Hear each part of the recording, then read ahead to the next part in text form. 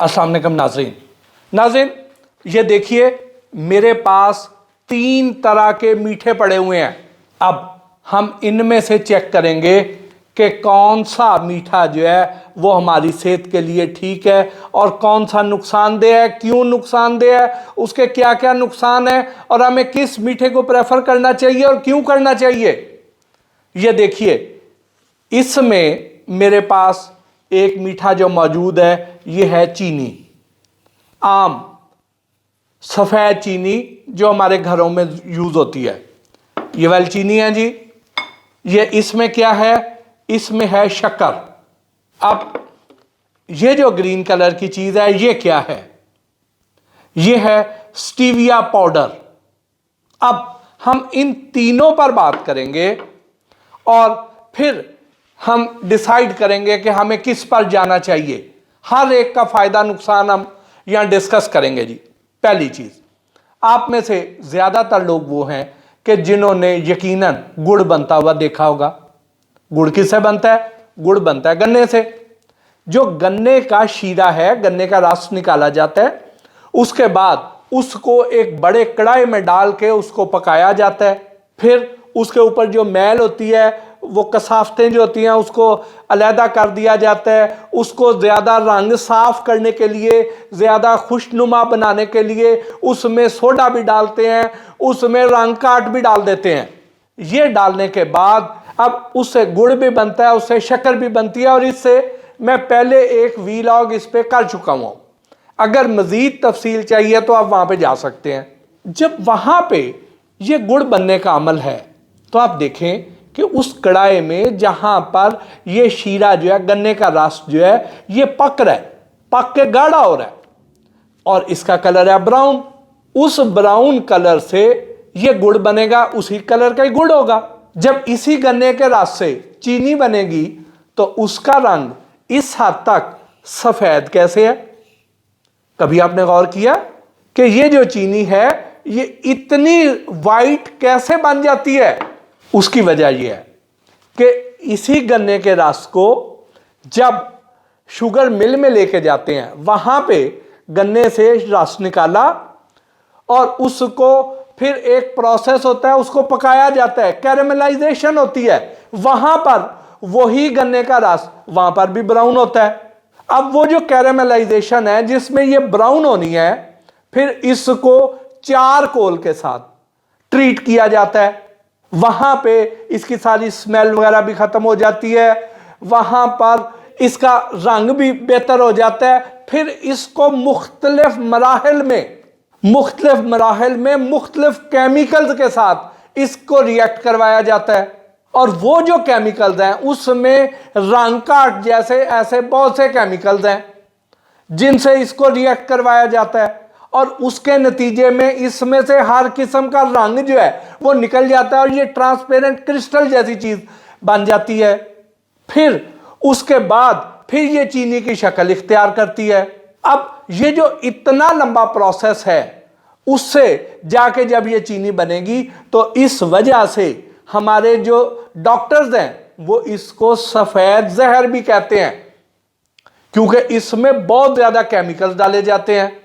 तो इसके मुकाबले में अगर हम इस पे शक्कर पे आ जाएं, गुड़ पे आ जाएं, तो वो क्या है कि उसमें गुड़ को पकाना है तो इसमें ज्यादातर लोग तो सोडा और रंग काट डाल देते हैं।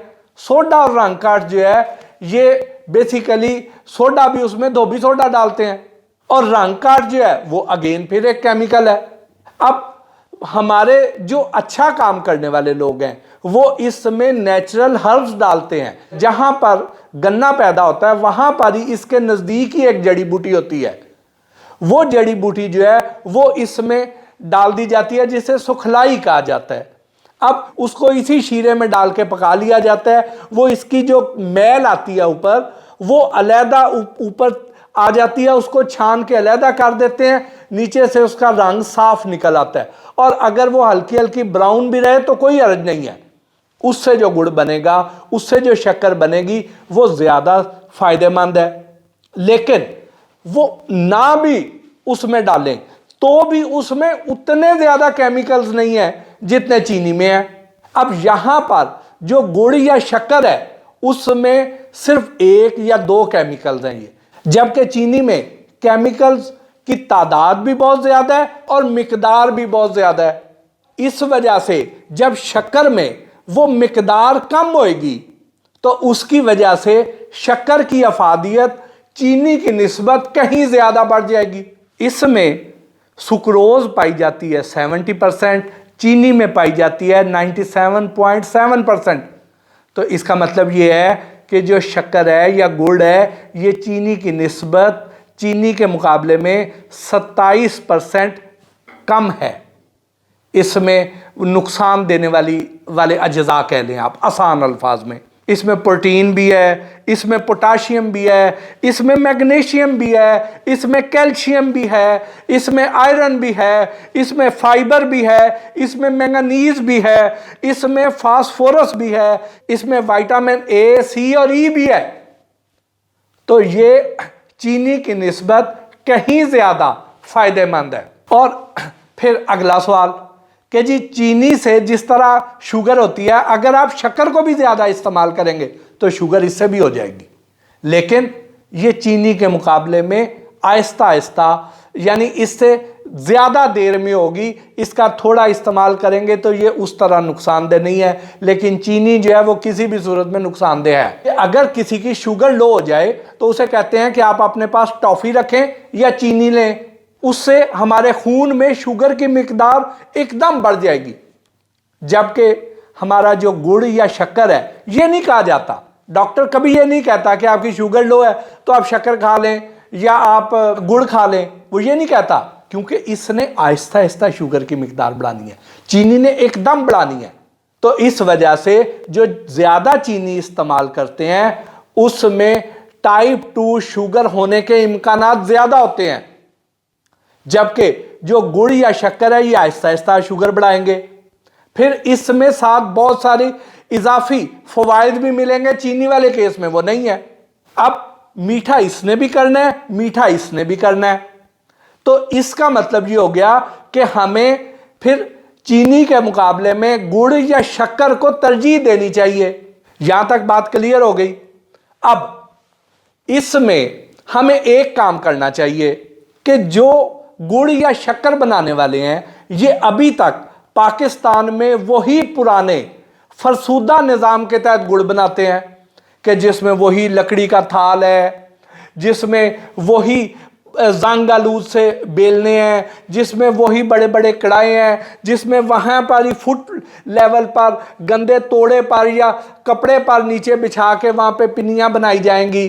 तो उसकी बजाय हम अगर थाईलैंड से सीख लें, चाइना से सीख लें, इवन अपने हमसाया मुल्क इंडिया से सीख लें, वो लोग इस समय बहुत आगे निकल गए हैं कि हम क्या करें। जैसे ही गन्ना पक के तैयार होना है तो होना ये चाहिए कि हर शहर में जहां जहां पे कमाद ज्यादा लग गया वहां पर जहां ये बेलने ज्यादा कमर्शियल बेसिस पर लगाए हुए हैं लोगों ने, अगर कोई पढ़ा लिखा इंसान आए और वो एक साफ सुथरी बिल्डिंग में, साफ सुथरी चार दीवारी में एक हाइजीनिक अंदाज में एक बेलना लगा ले, प्रेफरेबली स्टेनलेस स्टील का हो और साफ सुथरा हो उसका निज़ाम, वहां से जो रस निकले उसको एक अच्छे बड़े कढ़ाई में डाला जाए, छान के डाला जाए, वहां से जो रस निकले उसको स्टेनलेस स्टील के पैन्स में डाला जाए, वहां से उसके फिर जैसे बर्फी काटी जाती है उस तरह बड़े बड़े पीसेस काट के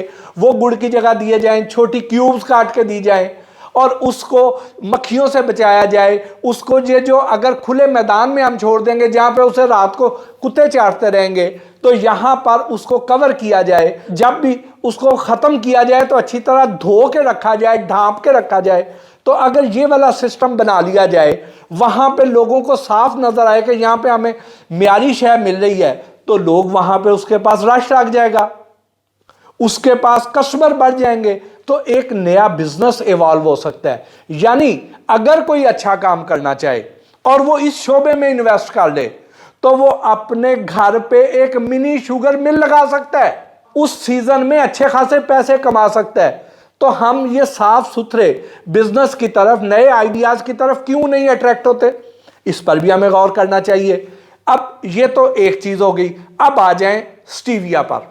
तो स्टीविया का तारुफ आपको मैं करवा दूं कि स्टीविया जो है ये कुदरती तौर पर एक ऐसा पौधा है जिसमें मिठास कूट कूट के भरी हुई है।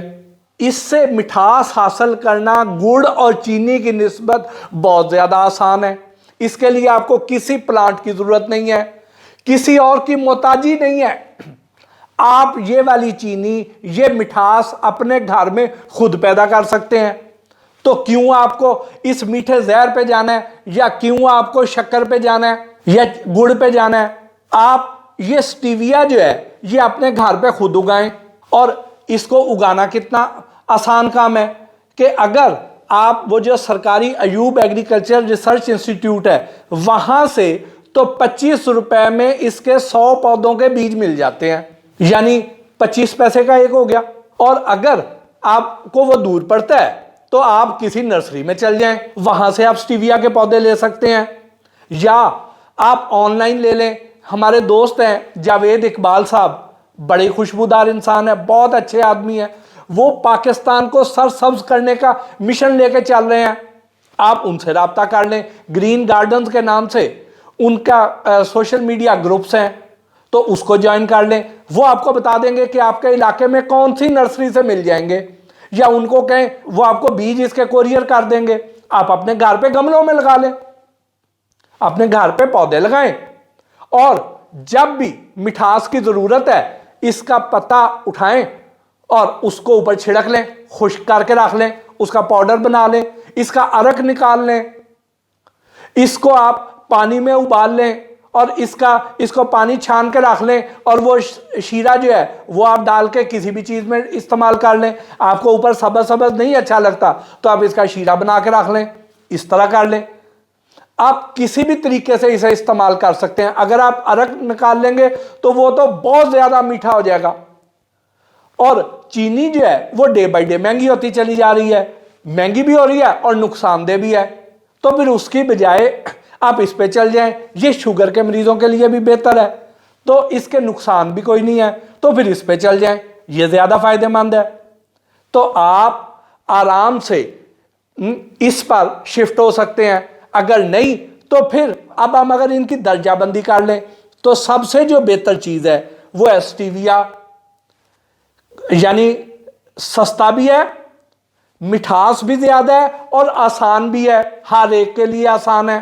फिर अगर आप ये नहीं कर रहे हैं तो फिर आप गुड़ या शक्कर पे चल जाएं, ये चीनी की निस्बत ज्यादा बेहतर है। ये आपके हाजमे के निज़ाम को भी ठीक करती है। जिन लोगों को ये जो पोल्यूशन की वजह से गले में उनके बहुत ज़्यादा आलूदगी की वजह से खराश हो रही होती है, उनको हल्का सा अस्थमा का प्रॉब्लम हो रहा होता है, उनके लिए बड़ा फ़ायदेमंद है। कॉन्स्टिपेशन भी दूर करती है। ये हमारे जिस्म में जो जहरीला मवाद है उसको भी खारिज करती है। इसमें एंटी एलर्जी खूबियाँ भी मौजूद हैं। ये क़ुव्वत मुदाफ़ियत को भी बढ़ाती है।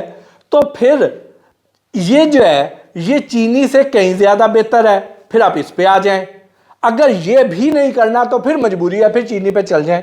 तो इस तरीके से आपको मैंने दर्जाबंदी करके तीनों चीजों का मुवाजना करके दे दिया है। फैसला आपने खुद करना है कि आपके लिए और आपके बच्चों के लिए क्या चीज बेहतर है। इसके साथ ही आज के इस वीलॉग से अपने मेजबान मोहसिन भट्टी को इजाजत दीजिए। अल्लाह निगहबान।